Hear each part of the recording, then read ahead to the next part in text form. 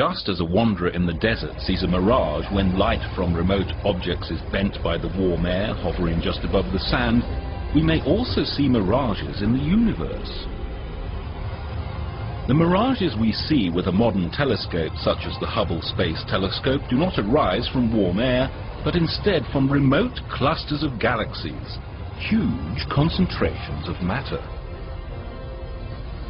Long ago, some people thought the Earth was flat. This is not surprising, since in our everyday lives, we're not aware of the curvature of our planet. Space is actually curved, although we can't see that for ourselves on a starry night. The curvature of space does, however, produce phenomena that astronomers can see. One of Albert Einstein's predictions is that gravity warps space and therefore distorts rays of light in the same way that ripples on a pond create a warped honeycomb pattern of light on the sandy bottom. Light from distant galaxies is distorted and magnified by the gravitational field of massive galaxy clusters on its path to Earth. The effect is like looking through a giant magnifying glass, and the result is called gravitational lensing.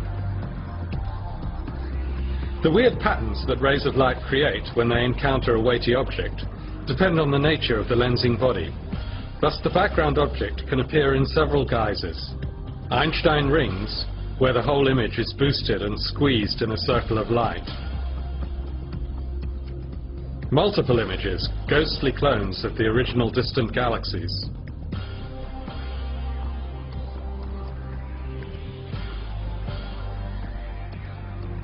Or distorted into banana-like arcs and arclets.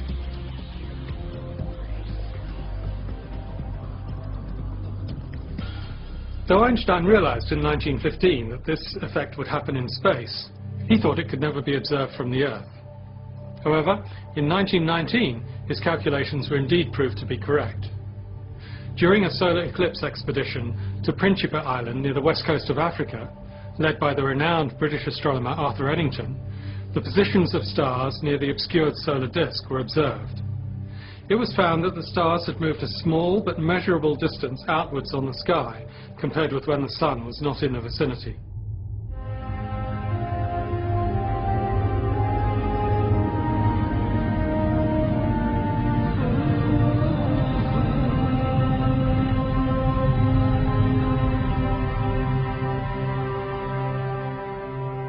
Nowadays, faint gravitational images of objects in the distant universe are observed with the best telescopes on Earth and, of course, with the sharp-sighted Hubble.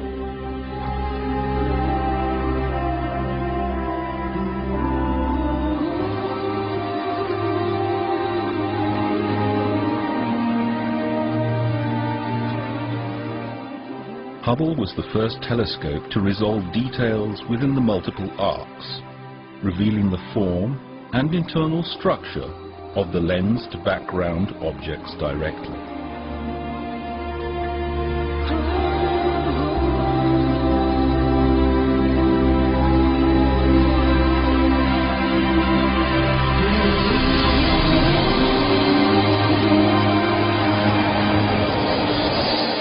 In 2003, astronomers deduced that a mysterious arc of light on one of Hubble's images was the biggest, brightest, and hottest star-forming region ever seen in space.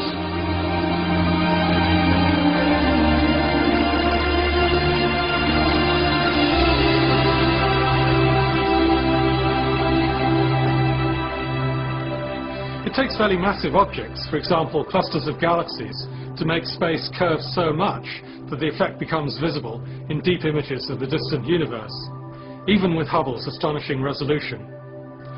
And so far, gravitational lenses have been observed mainly around clusters of galaxies, which are collections of hundreds or thousands of galaxies and are thought to be the largest gravitationally bound structures in the universe.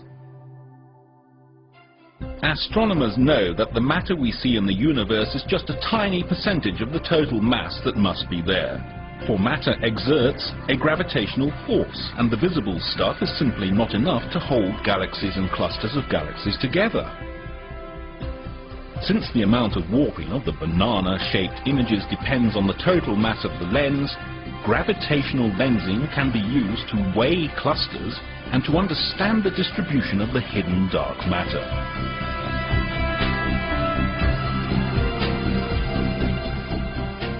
On clear images from Hubble, one can usually associate the different arcs coming from the same background galaxy by eye.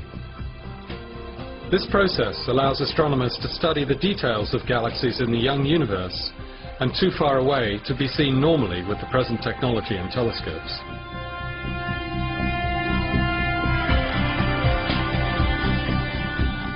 A gravitational lens can even act as a kind of natural telescope.